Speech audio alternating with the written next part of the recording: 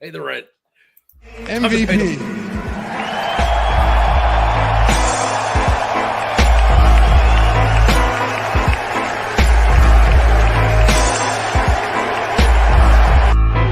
one in the air, left center field, back it goes. Harper, the swing of his life. We never get ahead of himself. As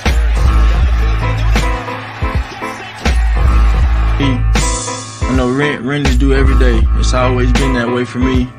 Always been a get better mentality every day, grow every day, be a better leader every day, be a better quarterback every day. And when that rent's due, I don't plan on missing no payments. So. Welcome, ladies and gentlemen, to 3 in the Keystone, episode 123. And there's 1, 2, 3 of us here tonight. And we've been talking about changing that intro for a long time. And now this is finally the straw has broke the camel's back. It is time. Listen, apparently Joel's late with the rent. All right. The rent's been due. That's every week. Every week, I think who owes the most rent this week? Whose dues are up? That smells. I smell a segment there. That might be a segment idea. So bookmark that one. Boys, I am so excited for tonight's episode. There wasn't a lot to talk about. Somebody is. And then the news broke this afternoon. The Sixers obviously now at 2-11 on the season. A terrible loss last night in Miami. They were up 18 at early in the second. They ended up losing by at least, I think it was 19 or 20. I believe it was a 61-26 run the Miami Heat went on last night in the second half. Then there's the news that Nick Nurse was an hour and a half late for his press conference because there was an internal team-only meeting with the Sixers brass. And then this afternoon, Shams breaks the story that Tyrese Maxey calls out Joel Embiid for many of his habits, most notably him being late to a lot of team activities. But I have here the exact quote that was reported by Sam Amick, and it says, "Joel, you know I love you, but this starts with you and your habits." End quote. I'll start it off. I love every second of this. This guy is finally getting called out on his bullshit because that's exactly what it is. He's been bullshitting us, the organization, the fans, his teammates for 5, 6, 7 years, whatever it's been at this point. He is a loser. He is a leader. He has no leadership skills at all. And he will go down in NBA history as the biggest underachiever there ever was. Period. Enough said. That's where I'm at with this guy. He's the only MVP in NBA history to never make a conference final. That's where he stands right now. He is underachieved consistently in the playoffs with his statistics, whether you want to say he's been healthy or not. He has not performed at all. And he has no signs of improving at this point from what we're seeing from him as his body and his attitude. So I have a lot of other points I love to make, but let's at least get your initial reaction on the story. This organization is just such a dumpster fire. How fun must it be for the rest of the league to be on the outside looking in at the garbage that we've been dealing with now for the better part of 3 years minimum, right? This meeting, though, to me, and Maxey calling Embiid out, it really doesn't mean anything until we see something happen either organizationally or on the court. And I don't think that that's going to happen this season. There's not going to be any major moves made. This isn't suddenly going to become Tyrese Maxey's team overnight, even though it's something that some of us have been saying that we've wanted for a while now. We know what we're going to get with Joel Embiid. We know what the ceiling is with him. It's time. It's time to move on. And when he's starting to finally, his behavior is starting to finally irk Tyrese Maxey to the point where he feels like he has to call a players only meeting and step up to him in front of the rest of the team. That's a huge problem, man. And the worst part of it all is that someone within that meeting leaked it to the media, especially on the heels of Embiid's beef with Marcus Hayes. So you got to wonder just how much of the team is sick of Joel Embiid and want him out as much as Adam, you and I have for the past year, 2 years. So here's my thoughts on at least who leaked it, and then we'll get Chris's opinion on what happened. Shams has a very good connection with Clutch Sports, and there's 2 people in the Sixers organization that have Clutch Sports representation that could very easily have leaked this. First and foremost it's Tyrese Maxey, right? And it's to the point where I don't think he intentionally leaks this story, but when you look back on it, who's the hero in the story, right? It's Tyrese Maxey. He's the one that stood up to Embiid. He's the one that confronts him. He says something to Rich Paul. Rich Paul says something to Shams. It goes on like that. The other one's Nick Nurse. And Mr. Nick Nurse may be a little fed up with Joel Embiid and all the heat that Nick Nurse is getting for not doing his job. And it's warranted to a point as well because he has not done a very good job. But maybe he wants it known that his star player is not doing the job. And I don't blame him if that's the case. And I'm glad this all got leaked. And I know it's not great for the team as a whole. But you know what? Maybe Joel needs this. Maybe Joel needs the world to know that he's the fraud that he is. And we'll see how he reacts knowing, it's one thing, again, inside closed doors. We'll see if he changes this and that. Now that the world knows, everybody's got that spotlight on you.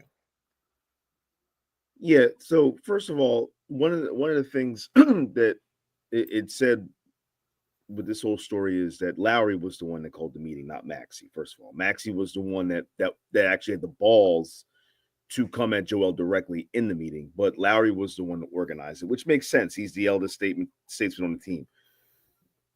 Al, the problem is and by the way, for Maxey to do what he did, being a close friend with Joel, says a lot about him and his character and his leadership. But at the same time, like, I feel like the mad rapper tonight, Al, because as much as Maxey might be his boy, all right, I've been his defender on this show for how long, and I'm at the point where I got a foot off the cliff, okay? Because for me, I need to see his reaction to this. This is the first time that Joel has actually been called to the carpet in his career. We've talked about this before, and I mentioned that the Sixers have babied this man for 10 years now. Some of that's his fault, or not his fault. Some of that's their fault. Some of that is things that he's allowed to happen. Some of those things are out of his control. That's another conversation for another day. But nonetheless, this is the first time where we've heard a peer, another player, call him to the carpet to this magnitude. We know that Ben and him have had issues. We know that Jimmy is the kind of guy that calls guys to the carpet when he needs to, but we never heard officially anything about those guys and what was said directly with Joel like we did with this one. Tyrese is 100% right. But the problem I have, and this is where I'm on the edge of the cliff, bro, you are the face of this organization. You are a top 5, at worst top 10 player in the league. You are a guy that is an MVP in this league. You're a made guy. And you're not the one calling the team only meeting. You're not the guy that's calling the team to the carpet and being a leader. You're the guy that's being late to all these functions. You're the guy that these guys can't depend on, and you're supposed to be the face of the organization. That's despicable. And that's the part that, as a fan of Joel and the Sixers and a defender of this man, that I can't get behind. And that's the part for me that pisses me off the most. Tyrese Maxey, Kyle Lowry, all these guys, they shouldn't have to do this. As the guy that's the base of the team, he should be the one doing it, not the one getting called out. Imagine if the Lakers had a team-only meeting, players-only meeting, and they called out LeBron. Yeah, Austin Reeves called the meeting. Could you imagine? Or Brooks Lopez calling out Giannis? And are you serious? And to your point, there are different types of leaders.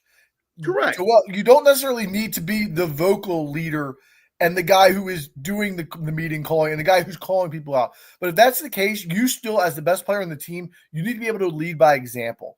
And he's obviously not doing either. I'll give you 2 things, Chris, that popped into my head right away when the story broke. Number one, we heard as soon as last season ended, Joel Embiid called Daryl Morey and said, I need to do whatever it takes to help this team win, whether that's sitting out games, whether that's bringing in Andre Drummond and taking less minutes, bringing in Paul George and doing some recruiting. I need to do whatever it takes to help this team be ready for the playoffs. Okay, well, now the story's coming out. You're not doing those things. Second of all, what did we say was the most important part of him going to the Olympics? It wasn't winning a gold medal.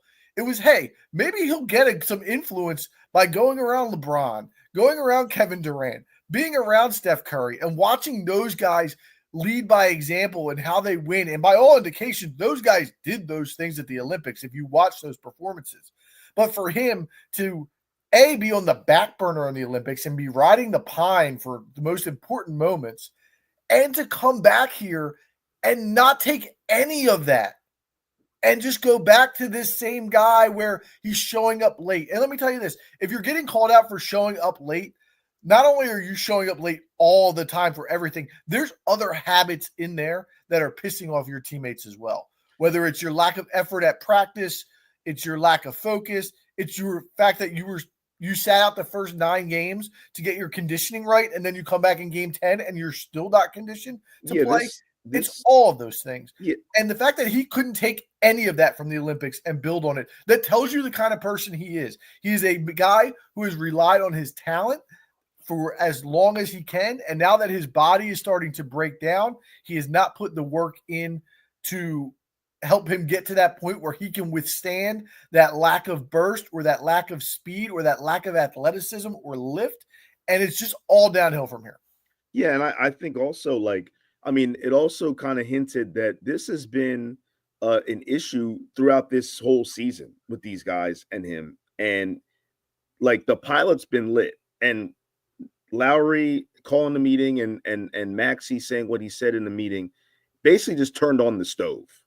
And we'll see what happens. Are they going to start cooking with the stove on? Or is the flame going to burn the house down? We're going to find that out. But there's, I teach this stuff every day. There's six types of leadership. I'm not going to get into the whole thing with that. But Joel has the best leaders are able to show and act with those different traits and be able to pivot into any of those roles at any given time. And he has not shown his ability, unfortunately, to do that. And I'm the only person that has said the point that I made on this show last year, the one negative point that I did make against Joel. And I said that there's different points of his career and his life since he's been a basketball player where he has shown the world that he has, unfortunately, weak mental makeup. It's happened with him with the foot thing in the beginning.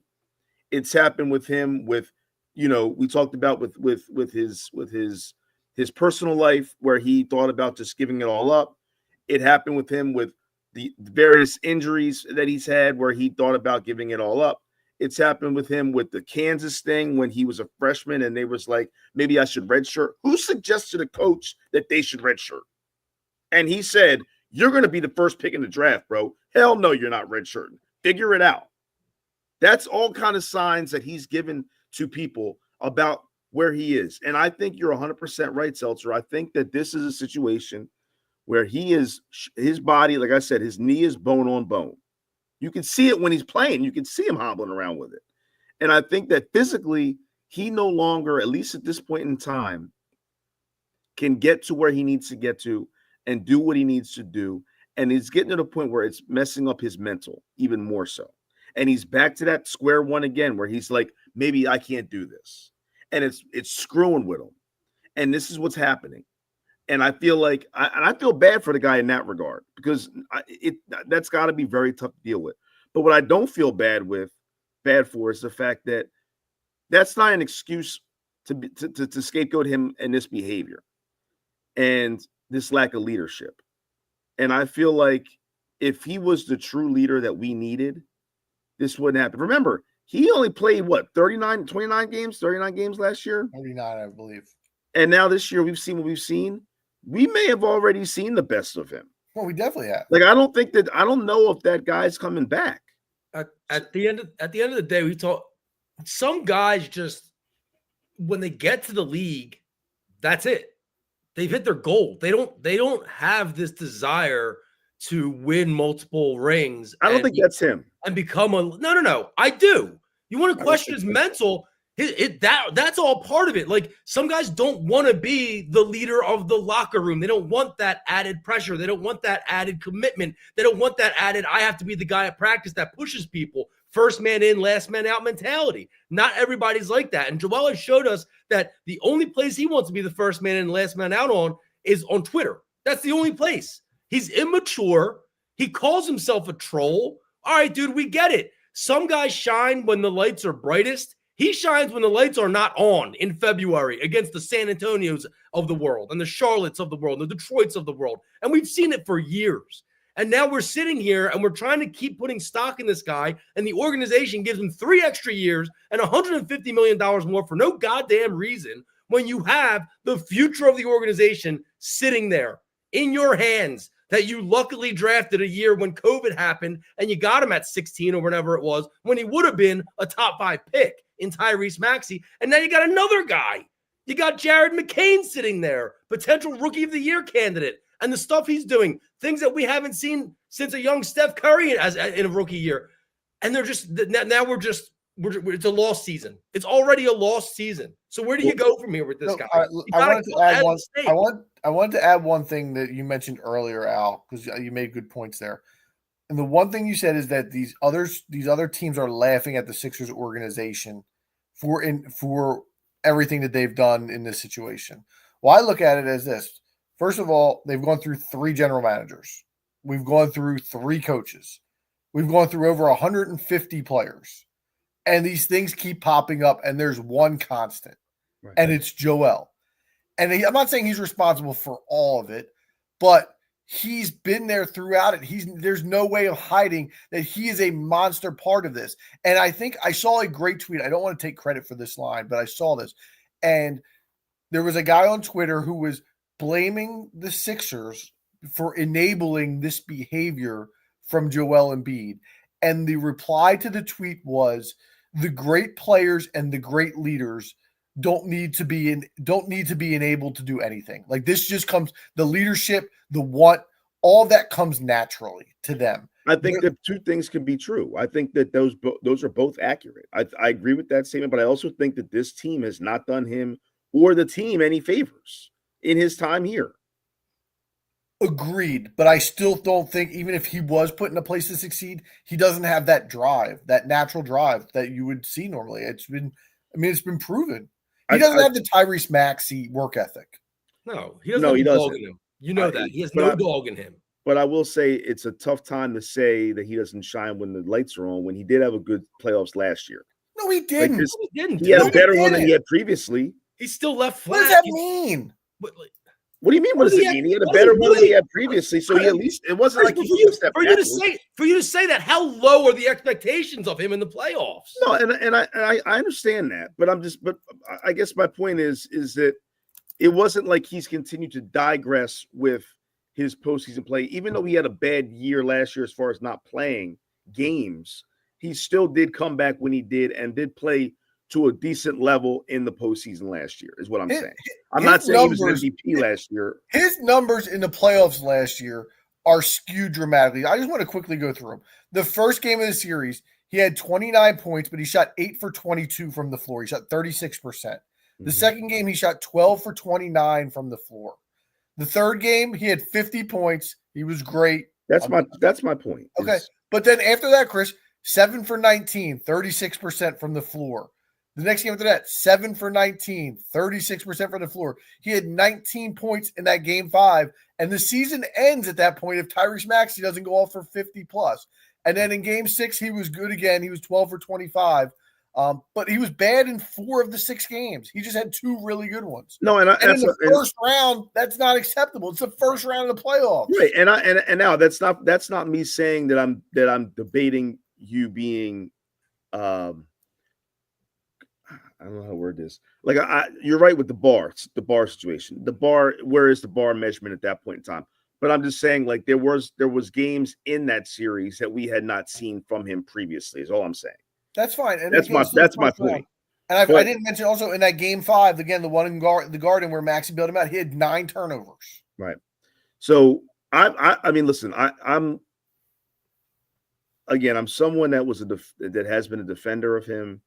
And I can't say I've jumped off the cliff, so to speak, but I have jumped off the cliff with this organization, because this organization, I talked to my rep yesterday. We are effective in February. We're done. So I'm not renewing next year. I can't keep giving this organization hard-earned money when I'm looking at what we're looking at. And not only what we're looking at, but also just like everything, even behind the scenes. There's nothing that makes me feel proud to be a season ticket holder of that team. There's nothing that makes you feel proud to be a fan right now of that organization. That organization is still so, and that ownership and that all that group is still so caught up in where they're going to play in 7 or 8 years with this stadium thing. And by the way, with the meetings that have been held yesterday and today with the board, as well as opening it up to the people, the public, and it's not good. There's still, like I said, a lot of pushback on it, and they try to still tell people to push the SEPTA initiative, and SEPTA said they need money to be able to do what the Sixers want them to do, and the Sixers have said we are not helping fund SEPTA's projects for the arena. So now what do you do? So that's the kind of stuff that this organization is doing right now. It's just pissing me off. They are just not reading the room. They're not understanding the vibe of this city. They're not understanding a whole lot of things that other organizations get in their towns, in their city. Hell, look at the Phillies and the Eagles in this town. Look at the Phillies, what John Middleton does every year. You can say what you want about the Phillies and how they have had, tough times to end the seasons recently. Middleton has been all in on trying to get these guys to win. And as an owner, that's an ownership group, that's all you can ask for. This ownership group has hired a guy to run this organization who has run it into the ground. This team is in worse shape than they were before Daryl Morey got here. And he has run it into the ground. And I'm telling you right now, not only am I going to give up my season tickets this year, if that dude trades more draft capital before the deadline for another washed up star, I can't watch this team until this guy's out of here, because at that point, now there's no future for the next 6-7 years. And Chris, let me applaud you, because that's what's going to get things to change in this organization, because they've still been making money from selling tickets, right? But now we're at the point where if you go on the SeatGeek and you use the code, I can't sell my tickets. You use the code 3Keystone to get $20 off your first purchase. Right, but if you go to SeatGeek, make it for you free. look at Sixers tickets for some upcoming games, guys, you can get in that building for $12 right now. That is process level shit. Jackson asked me the other night on the couch when we were watching one of the games. He said, "Dad, when are we going to go to a Sixers game this season?" I said, "I'm sorry, son. I don't think that's going to happen. We're not going this year." And I was trying to explain to him why. I can't guess. I'm with you. I don't know how you've done it for so long with season tickets. I don't even want to spend $12 friggin' to go. No, I literally, I had a come to Jesus moment. I looked at my bank account and I saw when they withdrew their money last week, and I'm like, what the hell am I, like, for what? What am I giving to? And it's one, and we'll joke sometimes and we'll say, like, well, it's fun when you go to a game and there's no pressure. You're just going to hang out, have some drinks. You're out of work. You're out of the house for a little bit, and it's a different kind of vibe, but not like this. Not like this. The process zero was different because you didn't have any expectations. But when you have expectations and you're just seeing a team just being ran into the ground, that's not fun. And that last time we were there was no jam in that building by anybody. Oh, you're Laviolette. And no jam. Outside of the Eagles, Daryl Morey and Nick Nurse are playing with fire, because the city goes through phases and there's a hatred and a dislike, but it's a short period of time. And once that's over, they just kind of push it to the side and you'll get forgotten quickly until you're better. It happened with the Phillies for a long period of time. The Flyers are going through it now. You could become irrelevant very quickly in this city if you don't perform. And we'll have to see how this thing ends up wrapping up. The best thing this team can do is trade this guy, and they're not going to get back. For what? Who are you going to? It doesn't, Chris. At this point, it doesn't matter. It's just a matter. We need to get that contract off of the books. They can't do it. Wait, they can't do it. I was on the trade machine today all day. I looked through all. It's like Bradley Beal's money. You can't. No one's taking that. I looked through all 29 teams. The only one that's going to make any sense is the Clippers and Kawhi. But the only way you're going to convince a team to trade for Joel Embiid is if he puts together a stretch where he plays capable basketball. The Which problem he with still could that, do. it's a catch-22 because when he does that, the Sixers are going to say we need to keep him. Well, And you're That's going to play yourself out of that draft spot. we're But also, completely stuck. there's free agent money that comes up in the offseason that can certainly, that opens up people's books. The other team that I think is interested if it becomes a regular season trade is Houston. I could see Udoka taking him up. There's no money. There's Yes, no there money. is. I looked at it today. You could do a VanVleet. package. You could do a package. You would have to take back the contract of Steven Adams, who has 1 year left at $12 million. You'd unfortunately have to take Dylan Brooks at $22 million for 2 years.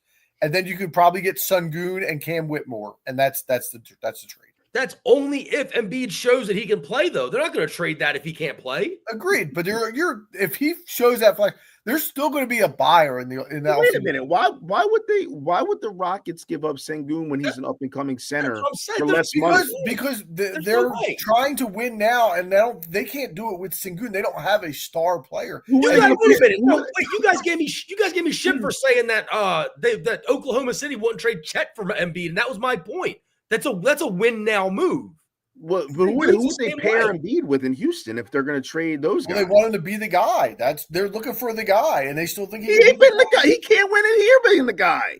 How's he going to win it there? Listen, how many organizations? It only takes one organization. You're right. You are 100% right with that. You are right. Well, one thing I wanted to add too, and it goes back to what I was just saying about the organization. As much as we agree, I think we all agree that Morey has ran this team into the ground. Can we all agree with that? Yeah. Okay, I'm fine with it. He's put himself before the organization, self-preservation. Correct. And he's getting a bunch of retreads because when he was like actually invested in this stuff, they were good. They're no longer good the way they were years ago. The Hardens of the world, the Nick Lowry, the Kyle Lowrys of the world. These guys are done. Even the Kelly Oubre's. We took a chance on him. Kelly Oubre was 50-50 to come back here, and it was 50-50 would pay off if he did. And right now, that has not paid dividends at all. They're taking him out. He's losing rotation minutes.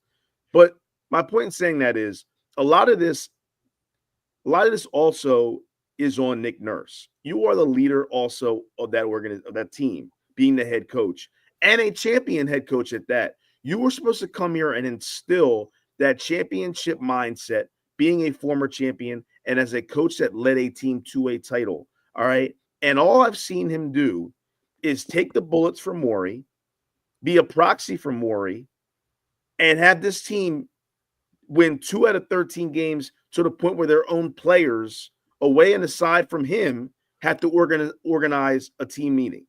That's not good either.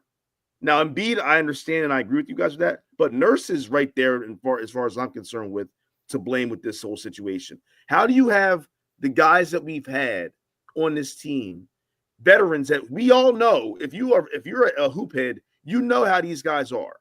So let alone an NBA head coach that's been in the game for years. He knows all these guys' games. And you can't figure out a way to get these guys to be successful together. And not only that, but they're 2-11. Yeah. That's unexcusable. They haven't won a game in regulation. That's a joke. Now the 10-win Sixers from I think it was 15-16 or 16-17 didn't win a game in regulation until their 19th game. We only got 6 more to go. And guess what? I don't think they're going to win double digits before 2025. I looked at their schedule yesterday. I think at most they win 7 games by New Year's Eve. Over under was 49.5, gentlemen. I have two questions. Okay. One, I want a one-word answer. With everyone healthy this season. No. I know what you're going to say. Can you make the playoffs still? No. Who should be the guy on this team? This season, everyone's healthy. Guess you want to say it. I know you want to. After all, what? I'm waiting for Seltzer. I'm not even ready to answer it yet. Minutes. Listen, you're paying homie like he's got to be the guy. So I was going to say, it's got to be him. That's such shit. How can you say all that we've said for the last 29 minutes and then still? If I'm getting healthy, am I getting the same guy from last year? You're getting what you know you always get from him. Yeah, you're going to gotta be him. get the 50 and 20 game again against Detroit. That's fine. It's got to be him then. Yeah, it has No. to be him. That's Now- foolish. but now You guys are crazy. You guys Now are listen. brainwashed. Well, But hold we're on, not hold going to on. go anywhere with that, but we're not going to go anywhere with the alternative. How do that's you what know I'm that? saying. You've never tried the alternative. Dude, I was You got to about say open the your same eyes thing. out. You got the You Matt better be blinders on. fucking kidding me? We Al. just talked for 30 minutes about how Joel Embiid is shit. You guys Listen. fucking kidding me? He's Seriously? still the most. Listen. He's still the most talented player on the team. Dude, you're fucking crazy. This Al, is listen. we're dropping the record for F-bombs on this one because I can't that's fine. believe It's it. not. It's nothing against the kid. I'm not saying he's anything other than a really, really, really good player and a great person, a great all that stuff. But he's not a Batman, dude. He's not. And his game, the way he plays, is not conducive to building around and being a championship team. He can be a Robin. And I wasn't even there before. I was like, I don't even know if he's a number 2 championship on a championship team. I now think he's a number 2 on a championship caliber team, but he's not a number 1. And we're not the only 2 people saying, like, if you watch NBA Today, if you listen to a lot of people are saying the same thing. He's not a number 1. I hope he becomes that. I would love for you to be right with this. But as of right now, first of all, we've seen, granted a small sample size, but we've seen what the Sixers look like with him as the guy, and they were what 1-7. No. Like what? I mean, what are we like? If you just said earlier about the greatness, how if you're great, then all those other things, if you have those intangibles, then you're going to figure it out. He had a chance. They were still 1-7 in 3 years, and I mean this respectfully. In 3 years, he may not even be the best guy in that backcourt. Yeah, I'll say it. I'll put it out there. No, see, We're gonna I'm get telling into you. that. I'm telling you. How I mean that respectfully. How dare you take a sample size of 8 games and compare What that about to a last year? sample size of eight last year. seasons. but 8 this- seasons of Joel Embiid, guys, versus this- 8 games. Wait a minute, stop. We keep putting teams around Joel Embiid, and he keeps failing and not getting us past the second round of the playoffs. We've never put a team around Tyrese Maxey. This team is not built to play without Joel Embiid and Paul George. If you had all that money and you put it towards players that could potentially maximize what Tyrese Maxey does on the floor, I don't know how you can sit here and for 20 minutes say that Joel Embiid is a mental midget and he's not a leader, but you still want him as the guy versus the kid that we know that just stood up to him in front of the team, that we know is a dog, that we know can go out there and throw 50 up. So That's this not may what not we be the said. best. This may not be the It's best not- comparison, but this is the first one that came to my head. You're talking like the Giants general manager this offseason where it was, well, we can't win with Saquon, so why don't we just try somebody else in that role? That's a And terrible Saquon, we're not going to build around Saquon. We'll put Tyrone Tracy back there, and we'll And give build you a a line. shot because we haven't won any games. That's not even Building a close line to for- that. yeah. But that's not even close. All right, But let's try listen, it. but I'll speak for myself and say when I say what I said just now about Embiid, I'm not saying that I think he's the guy right now. I'm saying based on your question, when you said if everybody was healthy, all things considered, who's the main guy? If Joel is healthy, then it's absolutely Joel. If Okay. it's in real life scenario, are we in the multiverse, Al? Are we in the Marvel multiverse? Are we just making stuff up? So then renew your tickets because you're going to the second round of the playoffs again, so you can sell those No, bad boys. we're not You going don't need to anywhere. worry But about that wasn't the question. The it. The question question is, who was should be the simply- guy? Who should be the guy? Right. That was the question. Simply, with all things considered, with all healthy, it's Joel. Now in Okay. real life, right now, But- in real But life, then he can't be the but- guy. but He's not- let he's me- not- you're the say this reason out. why the organization is the way it is. You're happy with this low ceiling. Let me say this to kind of be with you a little bit.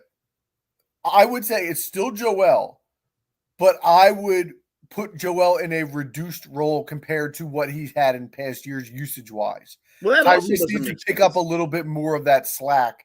Paul Well, George needs to put up a little bit more of that slack offensively. with Joel being, according to the original question, with Joel being healthy, you would. Joel do is that? still the guy, but I would generate more opportunities. I would run more offense around him than I would in the past. I Well, then wouldn't he's not have the his guy usage- anymore. Huh? Then he's not the guy. Then How's No, he the guy he's if still you're he's still re- the guy with the reducing most the ball? usage on the team. He's still the building block, but I'm just sharing the ball a little bit more in my offense. I think like I said, in reality, he can't be the guy right now.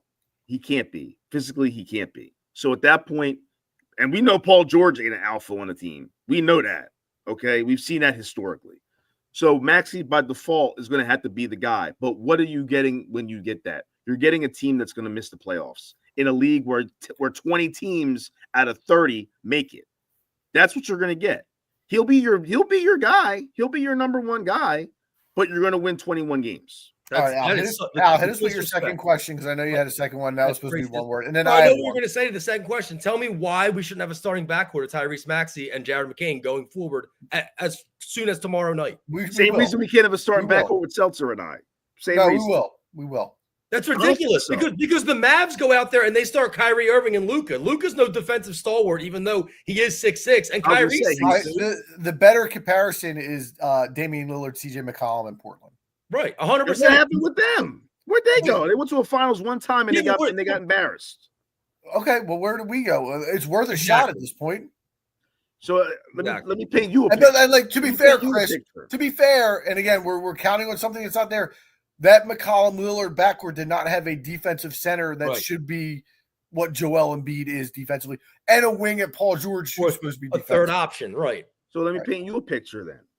If we do miss the playoffs and we have that top 6 pick where it remains ours, and you have a chance to draft, let's say we get the second pick. Let's say we can't get Cooper. We have a second pick. We have a chance to get one of the big guards from Rutgers. Are you going to pass on that because you want to have a backcourt with McCain and Maxey? I'm taking the best player available. That's what I'm taking. Yeah, at that and- point. But that is the best player available. And let me tell you something, Van Gogh. Ace Bailey is 6'10".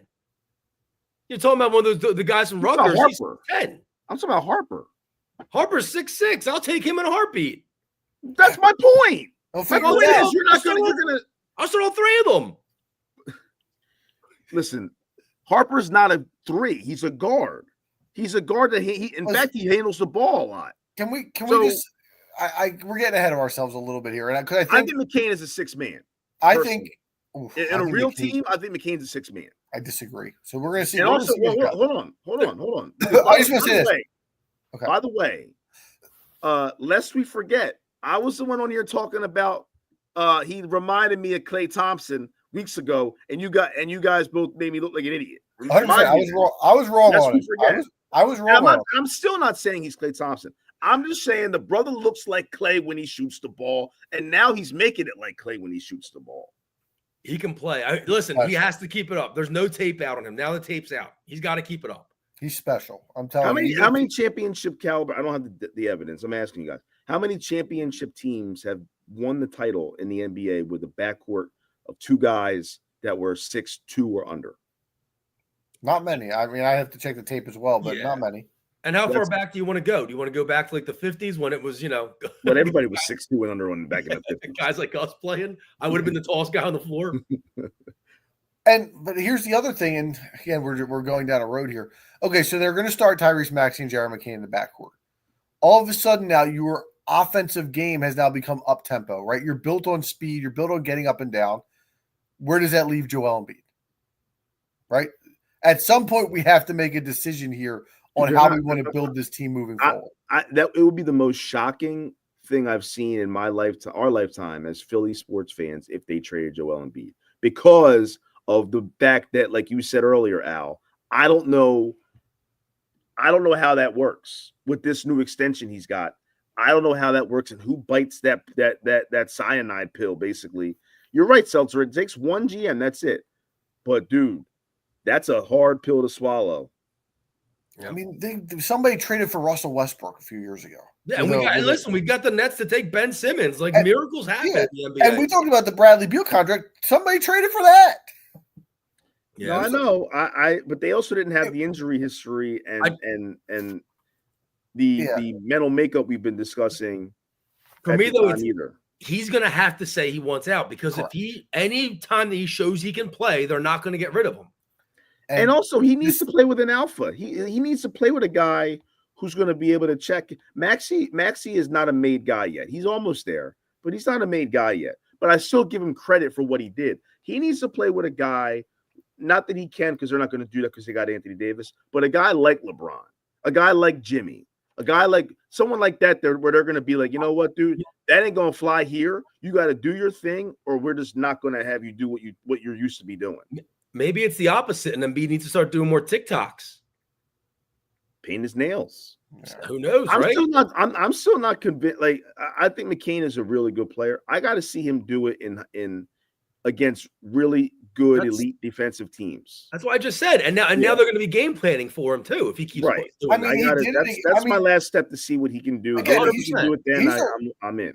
He's a rookie. He's going to have ups and downs, but he did it against Cleveland. He did it against Miami. He did it against somebody else who was really good too. Yeah, but this reeks of like, and I am not comparing him to this guy, but this reeks of like Linsanity. Like, no, stop. No, stop. It's a crazy run that came out of nowhere, but nobody was ready for it. That's what I'm saying. But he showed this in college. Like Jeremy Lin came out of nowhere.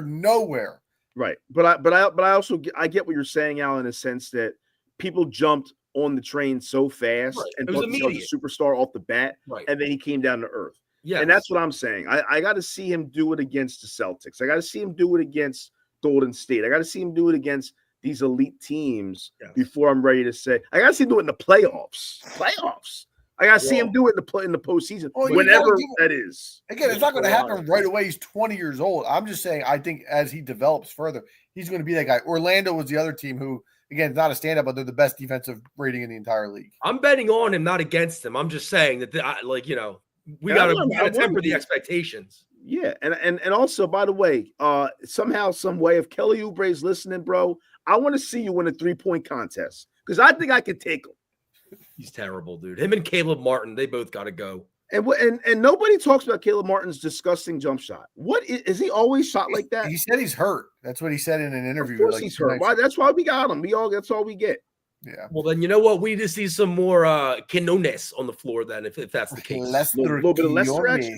Yeah, and that's my point with the. And I know we got to move on because we can talk about these guys all day long. But that's all my point with just proving the case that this organization just has no idea. Daryl Morey literally is just playing 2K in his office. Like, all right, let me just look through here, bro. Paul George.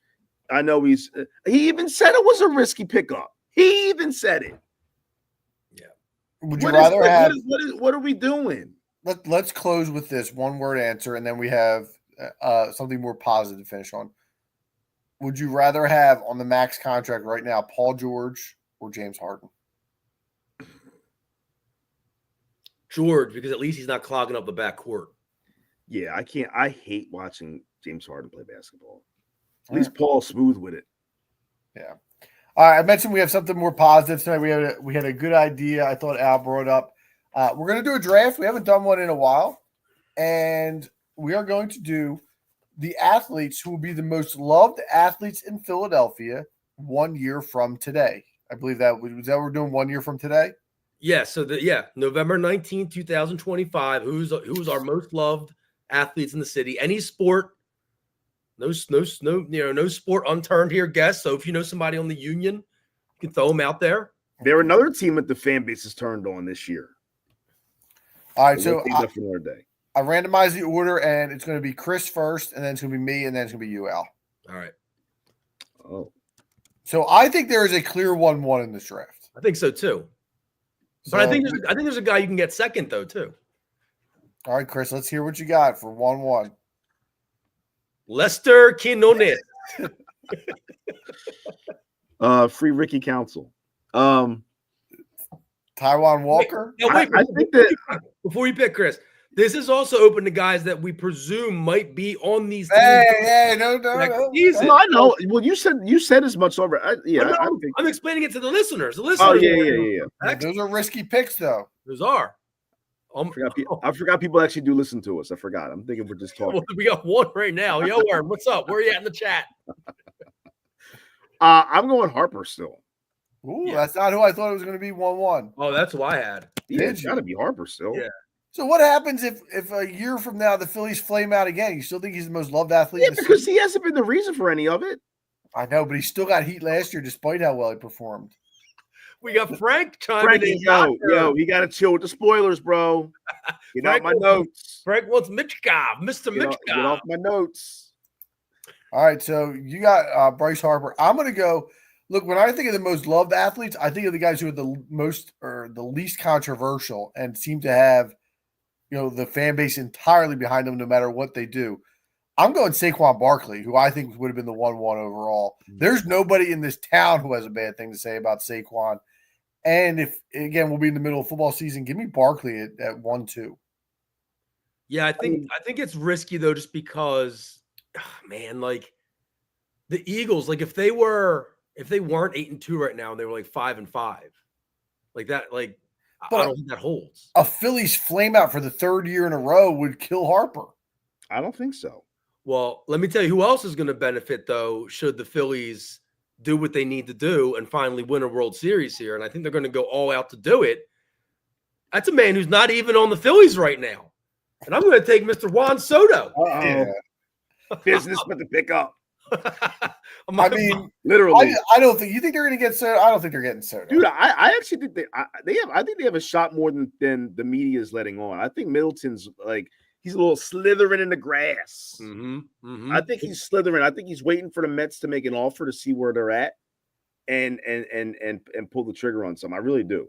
I heard on the radio today that Cohen basically said that whatever his biggest offer is, he'll just put $50 million more on it. All right, well then we're gonna put his money where his mouth is. Literally, Philly should offer $900 million. Yeah, that's what I'm saying.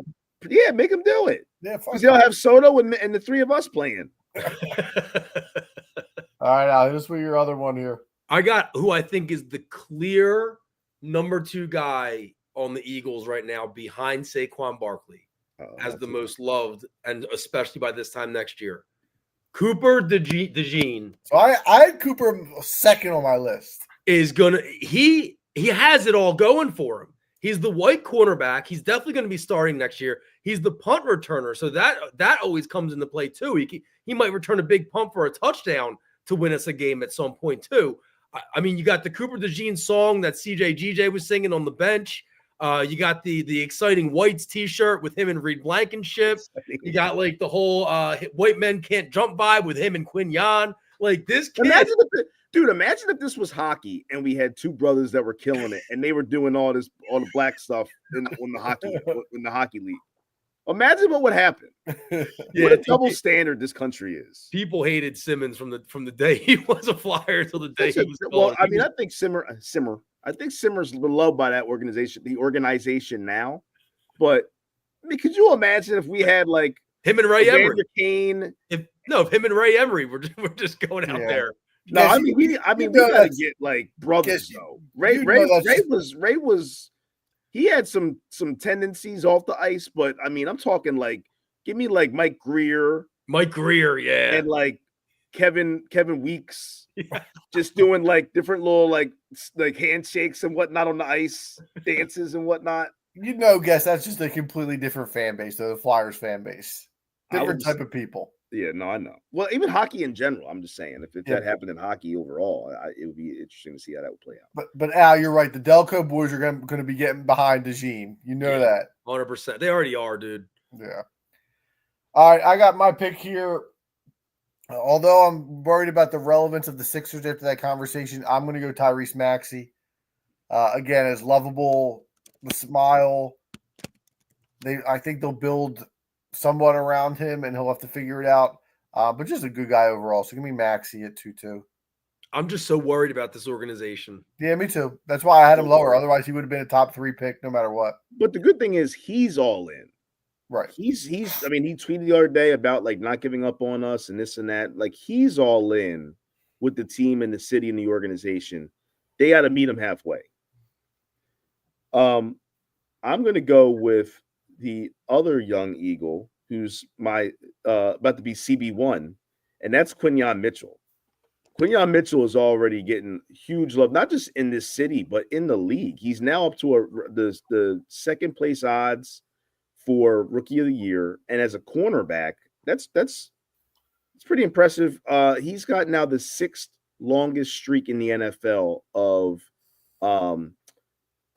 passing attempts without a touchdown against him. He's up to the 6th highest at this point now, the longest streak. He's special. He's special. And if you look at his, well, we're not going on to that, but I mean, I think he's going to be a beloved guy, a legendary guy potentially with this organization. And if you're a betting man, I think now is the time to get in on that bet for Rookie of the Year because they play the Rams obviously next week, this week coming, and that's a statement game for both him and Verse. Correct. And I want to say too, the difference with why I put Mitchell above DeJean, and I love DeJean too, but Mitchell's going against the number ones. Yeah. Yeah, no doubt. And he's holding it down. I mean, not only holding it down, he's making his presence felt. I mean, he's an island. And this city loves its corners. I mean, there's Yes, a long history of number one corners that this city has gotten behind. And I'm going to also, my third pick, I'm not going to take number 39. I'm not going to take the hockey player, but just because of him being on the Flyers, I still don't think they're ready to take over the next step as far as getting people behind them fully just yet next year. If it was 2 years, maybe I'll put him on there. But I'm going to go with Andrew Painter because I think Andrew Painter is a stud. And I think once he gets out there, he already just won the fall league, the best pitcher in the fall league, and he's coming, guys. And they're gonna have to find a place for him, just like the Eagles had to find one for Mitchell and DeJean, and the Sixers got to find one for McCain. They're going to find a spot for Andrew Painter. The spot's going to be when they trade Ranger Suarez. Dude, I'm scared of that, and I hope they don't. I hope they don't, but I hope that they just put him in the pen. And have and because I mean obviously you hope that they can trade old boy, what's his name? Walker. Yeah, but if they can't, like I said, they're going to have to find a play. I mean, Painter's still higher, more elite prospect and player than Ranger is. So if it was that situation, you got to do what you got to do. But hopefully they can figure out Rangers. They're only trading Ranger if they're making upgrades elsewhere or they have faith in Painter. Oh, for sure. Yeah, they're not going to just give him away. Yeah, I wouldn't be overly concerned about it at this point. All right, I got a guy I don't really want on my team, but at this point we have a football team that has shown they're a Super Bowl contender. We don't have the quarterback on the list. So I'm going to go Jalen Hurts. If the Eagles do make that type of run, I don't see how. He's a controversial guy. There's no of all people, you're going to you got the balls to put Jalen Hurts on your list? Listen, I'm making picks for the people, not for myself. God. For most loved, though, I think that's a strange pick. I get he's the quarterback. But man, people love AJ Brown. They love Devontae Smith. They love there's Devontae. guys. Well, I was between him and AJ, so I'll see who you pick. But again, I think they've turned the corner, and I think they're going to make a run this year. And if that's the case, Jalen will be loved. I know last year was a little bit of hit or miss, 50-50, depending on how people felt about him and his personality. But I think that to have the quarterback on a team that could go to the Super Bowl, he's going to be loved in the city. Yeah. If they finish the job, he's absolutely he's right there for sure. Yeah, no doubt about it. Guess I can't believe you took Painter over Zach Wheeler, but I do. There is something to like the rookie pitcher, the kid that we've been waiting for now. That's for my point. Yep. 3 years. Yep. Yeah, so I don't mind that. Man, this is a tough one for me. I kind of want to take. Well, I'm gonna take McCain. Good pick. I'm going to take Jared McCain here because I think he has a lot of universal appeal with the TikToks and with the nail painting that our generation might not necessarily get behind, millennials and Gen Xers and baby boomers, but we do get behind the memes that they're making, which you see all those like GIFs and the videos they put out of like, so-and-so's at home, watching TikToks of this guy that just dropped 30 on him. Yeah. Like Philly's going to get behind that. Yeah. So I think that if he keeps this up, he's right there with Maxey. And the scouting report was right. He is a dog on the court. Yeah. He's tough. You know what's funny about him, though? It's like he's almost like a 6-year-old playing into like his rec basketball league. Every time he makes a basket, he's cheesing. Every time. Yeah. Every time. He's so happy. Yeah. It's good, though, man. You need a guy that has fun out there. I mean, Maxey's the same way, though. I'm so excited to see him and Tyrese in the backcourt together. And now that Lowry's out for a couple of games, I don't see any world where they're not starting either tomorrow or Friday, depending when Maxey comes back. That's going to be the friendliest backcourt in history of the NBA. Oh, they're the smiles galore. Yeah. My last pick is going to be another guy who's not currently on a team in Philadelphia. However, he's on the team that plays not too far away from Philadelphia. And Adam, I said it earlier that there's going to be a mention of some Penn Staters tonight. I don't know if you guys have caught this kid, Tyler Warren, the tight end at Penn State. I've seen him. If you haven't, he's the guy. He's the guy right now. We talked about last week how all season long, the Saquon season, I knew he was going to go to the Giants, and it pissed me off. And all season long, I knew Micah Parsons was going to go to the Cowboys, and it pissed me off, and it pissed off all Penn State nation. And Adam, you asked about the kid this year, the defensive end, Abdul Carter, and he just doesn't have that like it factor that those two guys have. But Tyler Warren does, and we love him. He does it all. He runs the ball out of the Wildcat. He can run the ball in a running back position. He obviously is a pass catcher. He can block, and he's the white kid with the long hair. If we can draft him, which I think we're maybe in the making for drafting a tight end at the end of that first round. No, the one we have sucks. So I think that he can be one of those guys that comes in and just like he could be the third exciting white along with Cooper and Reed. So I'm taking Tyler Warren from Penn State, soon to be on the Philadelphia Eagles. Homer alert! The sirens are going off, but I've seen Warren play. He can play. Well, wait a minute. So we're talking about an organization that has infamously ignored drafting at need linebackers and running backs in the first round, and we think they're going to draft a tight end high. Yes. Whenever we talk about what topics we're going to talk about in the text, do we ever mention Penn State in that text? I got to find my way to get it in here, dude. Come on, man. Well, dude, Temple Sports and Jet. That's under the Union, under Carroll basketball, the internet wants Temple just to cut the football program entirely. Yeah, I saw. No, I think Marcus Hayes wrote that article. No lies. Guess you know who they should get though? They should get Doug Peterson, dude. Who, Temple? Yeah. Well, we had EJ Warner. Kurt's son was the quarterback.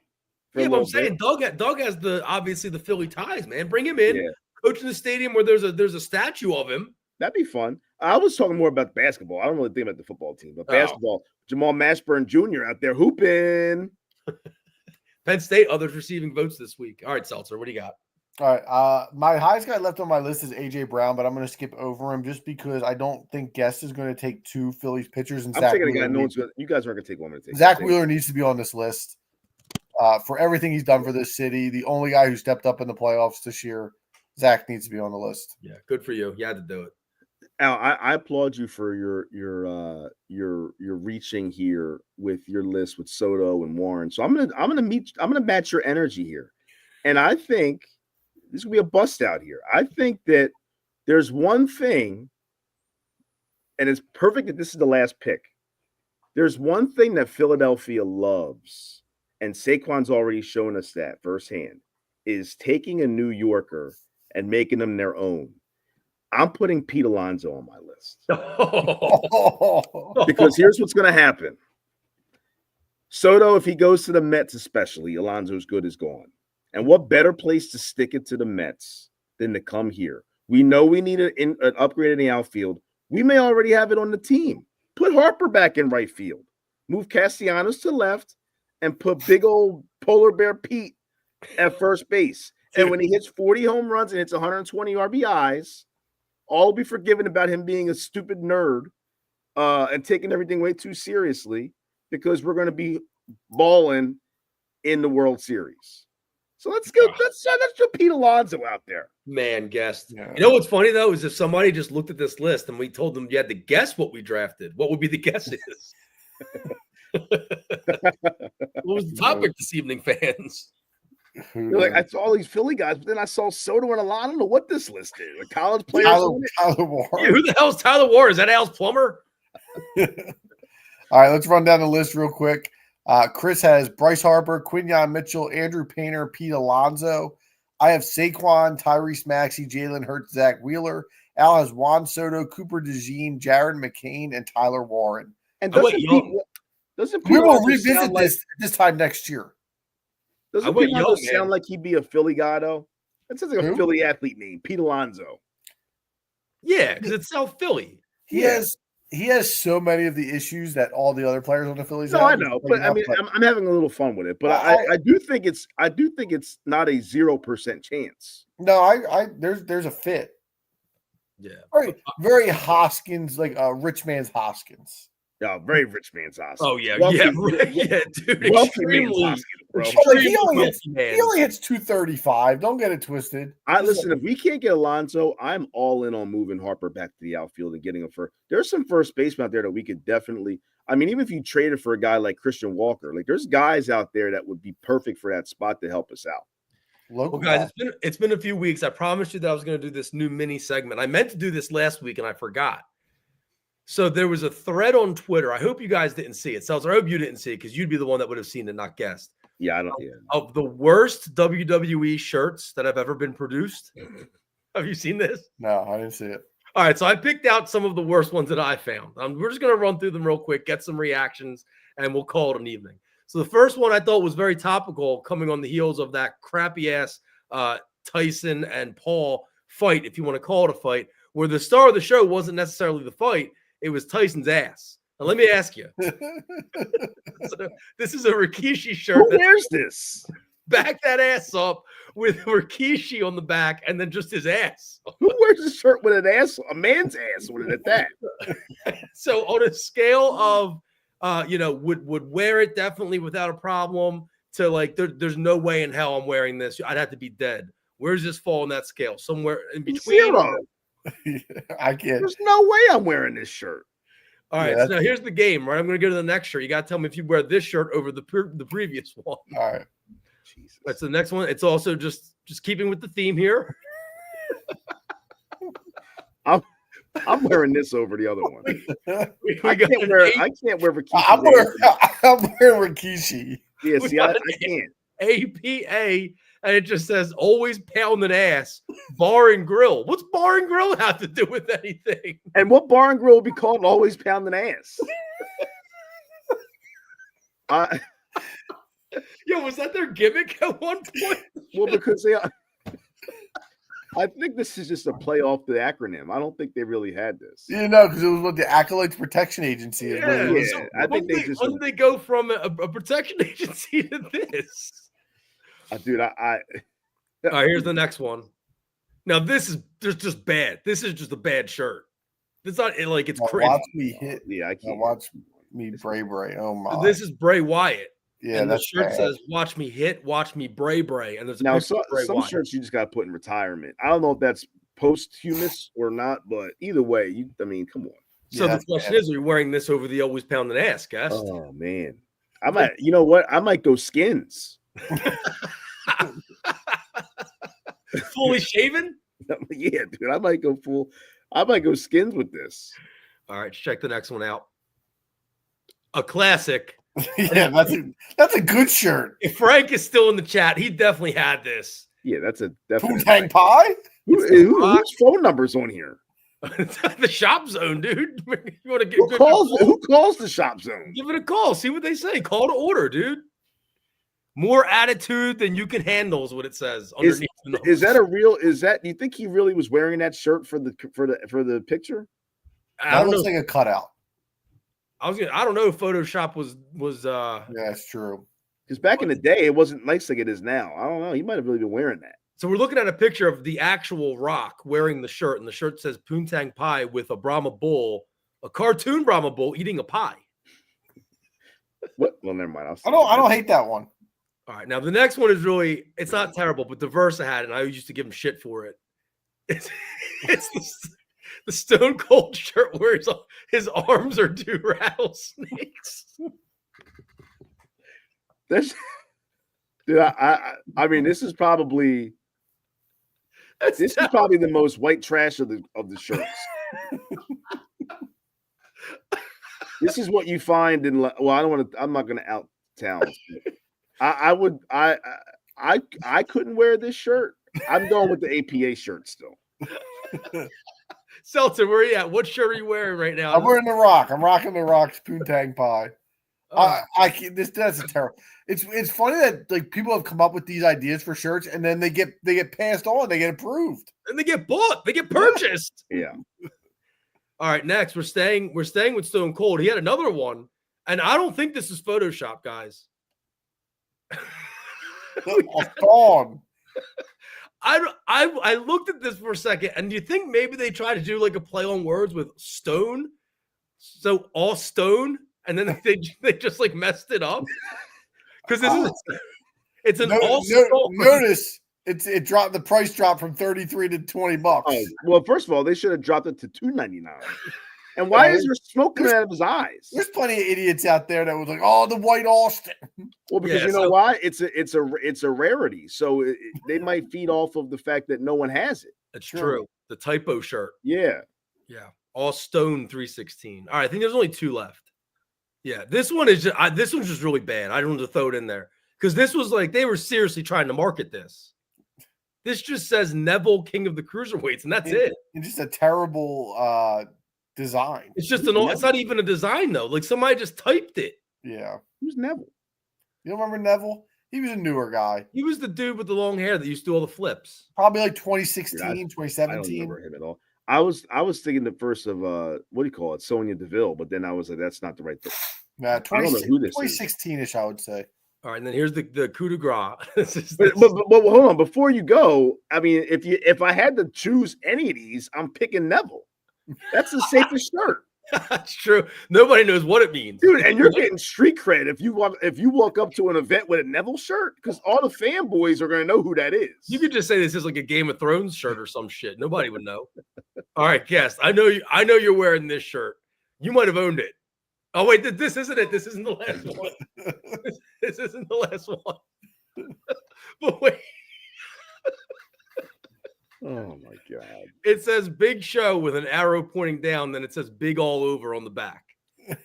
Now see, I mean, I guess it's implying your manhood, but really you could be either sex and wear this shirt. Is it funnier to wear this as a man or a woman, or as a big man or as a little man? Now, see, you got if you were with the person who was like a little person and they had this, that would be fantastic. That's what I mean. I think the irony, right? That's a good item for that person. I have a story to tell you guys when we're done about something. This is similar. definitely the last shirt coming up. Yeah, dude. I mean, again, street cred at the event with this shirt, though. What man bought this shirt, dude? What man went to the up to the kiosk at the live event and bought this shirt? But do you think that again, wrestling fans are a little crazy, and like if Val Venus is your favorite wrestler and you need the Venus shirt, and this is all they got, I think you're buying it. Dude, Al, they had shirts that the Al Snow I Want Head shirts. This is just a dude in ecstasy wearing a towel. That's all. I've literally seen like 8-year-old kids wearing I Want Head t-shirts at Raw. But like, I get that. That's but you're right. It's a different. I mean, come on, man. This is in your face, literally. Now, the only thing be better than that is if Val Venus is doing that with the big all over shirt on in the shirt. Shirtception.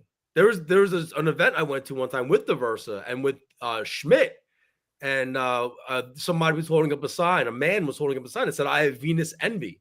And one of the guys we were with that like wasn't a wrestling fan was like, "Why? What is that? Why would a man have Venus envy?" How do you explain that to somebody that doesn't watch the show? It's funnier to hear them and try to explain it. Nobody tried. Like it was, we were just like, if you know, you know. You might want to wait for us in the parking lot. Yeah. All right, let's do best bets, and then I'll close with my story that I have. So, you guys gave me a task last week to pull our records together for best bets. So I did that. Chris, you are 5-5, but you are on a 3-game losing streak here, so you got to snap that. Well, no, wait a minute. I won with the Pittsburgh one last week. You had New England. You said New England would win outright. That one, but I had the week before I had the Pittsburgh. I had Pittsburgh over the Commanders because it was a trap game for the Commanders. I'll check the tape. I think you unless I said that as a secondary game. I think you may have said said it. I think you said it as a secondary one, but I'll double check the tape. I'm trying to look back to see what. I'll take 5-5 either way. I mean, that's fine with me. I'll take that season I've been having. All right, Al, you are 4-6, but you did start 0-4, so you're 4-2 in the last 6, and I'm 7-3, and I've hit 4 in a row. So I'll open this week. I'm taking the Chicago Bears plus 3.5 at home against the Minnesota Vikings. They fired the offensive coordinator. I thought their offense looked better. They should have beat Green Bay this week. Minnesota does not look like the same team, even though they got a couple wins against Jacksonville and Tennessee. Give me the Bears plus 3.5 at home. There's a clear trap on this board, and I just don't think I have the guts to take it, but I'll bring it up later. I don't want to say it just in case it's guest pick. I'm going to roll with the Chiefs and the Panthers under the total of 42.5. I think the Chiefs are going to come into this game pissed. I think the Panthers are still just as bad as we thought they were all season, and the Chiefs defense is going to beat them up, and don't see them score more than maybe 10 points in this game. And I don't think the Chiefs offense is going to all of a sudden go off for 30 plus. So give me the Chiefs and Panthers under 42.5. Yeah, I think this is a tough week this week. A lot of big numbers. Yeah, I'm just looking around and I'll be honest with you, my gut game that I have is, unfortunately, and this might be what you're talking about, Al, the Rams. Not it. Is that the one you were talking about? I was talking about the Steelers and the Browns. I think the Browns only getting 3.5 is begging for Steelers money, even on Thursday night. But the Steelers coming off the win of the season and then traveling on short rest to a division opponent, like I would hate to take that 3.5 if I was a Pittsburgh fan. That's a true statement. I got a bad feeling about the Eagles in this game. Speaking of traps, next week I believe they're playing the Ravens, right? Yes. Yeah. And we know that potentially could be a Super Bowl preview if everything goes the way that both these teams want it to go. So this game here is not – I mean, the Eagles have had it's a long week, so they've had a bit more time to prepare for the Rams, which is a good thing. But the Rams are getting a little warm too now. And for the Eagles, that line it's the Eagles line being -3 across the country still on the road, but I just got a feeling, I don't know. I think the Rams are gonna be tough in that game. So I don't know if they'll win or not, but I think it's gonna be to the very end. The Rams started 1-4, and they're 4-1 since. So that's what I'm saying. Season so far for the Rams, and that's a tough test for this defense. Not that I don't think they can answer the bell, but Nacua and Cooper Kupp, with Stafford slinging it, we got to get pressure on Stafford. If they don't, then I think the Rams could win this game outright. Yeah, I think it'll be a tough one as well. Again, especially coming off a big win. Essentially, the Eagles just have to split the next two, Rams, Baltimore. And that's what I was about to say next. Exactly. I was going to say this is one of those parts of the schedule where they're going to either win this week or next week. I don't think they'll lose both, but I don't think they'll win both. All right, so you're taking the Rams +3. I'm going to take the Rams +3. Eagles 7-1 in their last games against the Rams. Their last 8 games. I mean, I hope they blow the doors off them, but I just got a weird feeling about it. All right, so here's my question, you guys. I want to know if this is a violation or not. So obviously, you know, I'm a big golfer, and part of that is for the Golf Association of Pennsylvania. They keep your handicap. So it's called the GIN app, and always fan of Gin. Is it Gin or Gin? I thought it was Gin. I don't know. GHIN. Yeah. Either or. G-Hand. In the Northeast, after November 15th, the handicap freezes because of the weather and so on and so forth. That's so cute. they send you your year in review in email, and it gives you how many rounds you played, your handicap from last year. But in it, there's a GIF, and it's a midget swinging the golf club. First of all, it's a little person, Seltzer. Let's get with the times here. Okay. All right. Either way, is why would they do that? Yeah, I don't know what is that for. What's the purpose? Why not just for a normal sized man? Like that's just people are. I don't even think it's funny. I think it's just like what is it? It's like why? Yeah, exactly. Like why did they put him there? Yeah, it's raises a lot of questions. I don't know. Is that a violation from the GIN? Yeah, it's absolutely a violation. What the hell are they trying to say? I don't know. Again, we're all failing to read the room. Adam went low. You went low. the GIF. I don't know, man. I don't know. I don't think it's bad. I mean, grow the It's just game. strange. Grow the everybody. See how you're wrong for that. No. You're I'm wrong being for that. serious. You're wrong for that. No, Go to I drop didn't the get that. I didn't Drop pick up on that. drop that beat. Yeah, we're on that note. We're gonna drop that beat. Come on, dude.